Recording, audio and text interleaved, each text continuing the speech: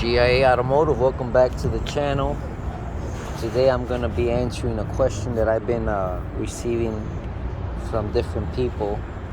And the question is, do compression fittings work? And why do we hear bad stories, I guess, about them? Well, there's my compression fitting right there. Now, I'm gonna tell you, if these compression fittings were bad, they probably wouldn't sell them. They'd probably discontinue them, and you wouldn't see them at the store anymore. So you'll find compression fittings that are brass, and then you'll find compression fittings that are made out of black galvanized metal. And in reality, if they didn't work, they take them off the shelf and they wouldn't sell them anymore. So, knock on wood, I've never had any issues with compression fittings. I put a compression fitting on brake lines, and when they're installed correctly, they'll never burst.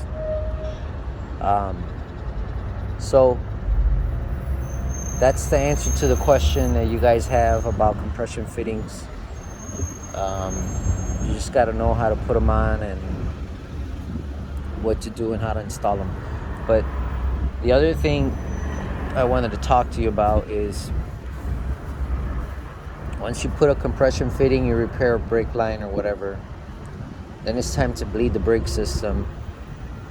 And if you don't have brand new calipers or brand new wheel cylinders in the back where the drum brakes are, then it's going to be hard, maybe even impossible, to open those bleeders, or you can even break them, snap them off, because they're so rusty or whatever. So not on all cars, but on most cars, you can bleed it from here, the master cylinder, and pump the brakes just like when you're bleeding a system. And it's really a two-man job. It's a one-man job when you're able to open up the bleeder and you can connect your little bottle and hose to it, and you bleed it. You start pumping the brake, and you put the hose inside the container that has brake fluid in there, so it sucks up brake fluid every time you pump it. But in this case, you might need two people. But what I did was, I pumped the brake. Then I wedged my breaker bar like that. You wedge it in there, you pump the brake, and then while you hold it down, you wedge it in there, and now you have somebody holding the brake pedal down, or in this case, something holding the brake pedal down. And then once the brake pedal is held down, come back over here and you break one of the lines free, and you'll see air come out of it.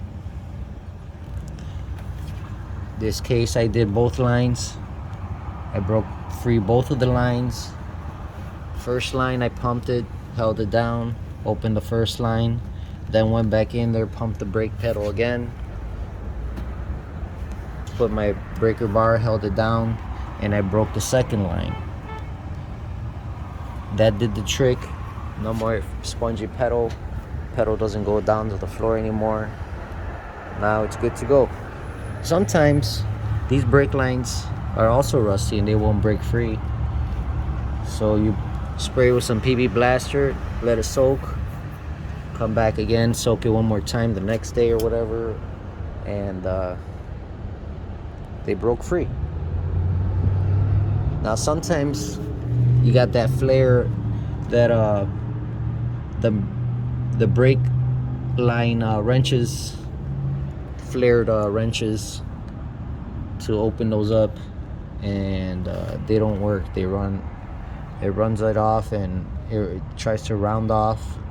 So what I did was I used my vice grips. If you look at this one here, there's the bite marks of the vice grips. You gotta bite down on them really hard, and then it broke free. Then after it broke free, got the air out of the system now. So now we got a brake pedal on this truck again. So I hope this information helps somebody out there trying to bleed their brakes, having trouble, and you're looking up information and see if you can possibly bleed the brakes yourself. There's a couple of tricks there that I just explained. And like and subscribe, and I'll talk to you guys in the next video. Have a nice day.